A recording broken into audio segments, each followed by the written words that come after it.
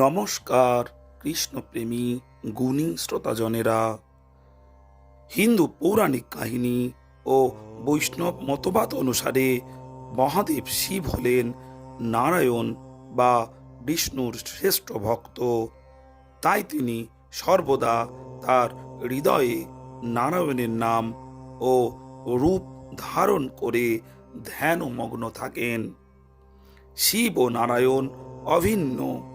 শিবের হৃদয়ে হরি, হরির হৃদয়ে শিব। এই বিশ্বাস অনুযায়ী তারা একে অপরের আত্মার আত্মীয় এবং পালনকর্তা হিসাবে শিব সর্বদা শ্রী বিষ্ণুর আরাধনা করেন। শিব ও নারায়ণ একে অপরের শ্রেষ্ঠ ভক্ত। শিব সর্বদা নারায়ণের নাম জপ করেন এবং নারায়ণও শিবের ভক্ত। একদিন ভগবান শিব শ্রী নারায়ণের নাম ধ্যান করছিলেন। তখন দেবী পার্বতী মহাদেবের সম্মুখে উপস্থিত হয়ে ভগবান শিবকে জিজ্ঞাসা করলেন, হে আদিদেব, মহাদেব, আপনি কার ধ্যান করছিলেন? কৃপা করে আপনি আমার এই প্রশ্নটির উত্তর দিন। তখন ভগবান শিব ধ্যানমগ্ন থেকে বের হয়ে দেবী পার্বতীর দিকে তাকিয়ে বললেন, হে দেবী, আমি সর্বদা এই জগতের পালনকর্তা নারায়ণের ধ্যান করি।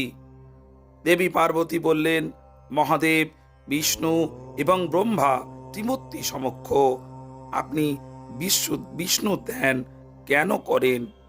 তখন দেবাদিদেব মহাদেব শান্ত কণ্ঠে বললেন, ব্রহ্মা থেকে জীবনের উৎপত্তি হয়, জন্ম হয়, আর বিষ্ণু সে জীবনগুলো বহন করে, আর আমি সেই জীবনগুলো সমাপ্ত করি, অর্থাৎ মৃত্যু প্রদান করি।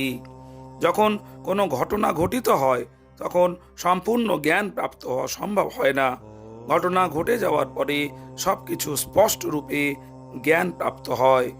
কি হয়েছে, কেন হয়েছে, কিভাবে হয়েছে এবং তার তাৎপর্য কি ছিল। অর্থাৎ ব্রহ্মা সৃজন আর জন্মস্রোত হয়েও শুধু সৃজন আর জন্ম জ্ঞান নয়, তিনি মৃত্যুরও জ্ঞানও রাখেন। সেজন্য ব্রহ্মা আমার ধ্যান করেন। বিষ্ণু জীবন বহন করেও সৃজন আর জন্মের মূল্য অধিক বোঝেন, সেজন্য তিনি ব্রহ্মদেবের ধ্যান করেন। আর মৃত্যুর পূর্বে যে দিনগুলো শেষ হয় সেই জীবনের পরম সত্য জ্ঞান আমার চেয়ে কেউ অধিক বুঝতে পারেন না। সেজন্য আমি নারায়ণের ধ্যান করি। নমস্কার।